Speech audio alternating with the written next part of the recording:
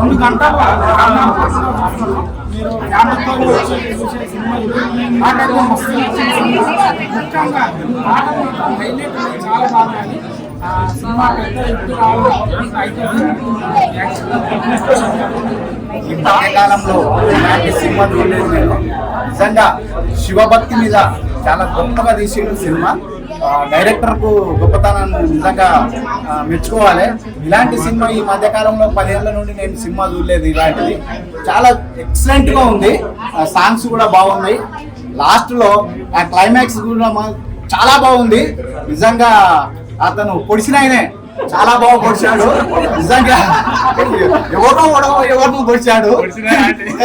నిజంగా చాలా బాగుంది. డైరెక్టర్ నిజంగా గొప్పతనం చాలా బాగా చేశాడు.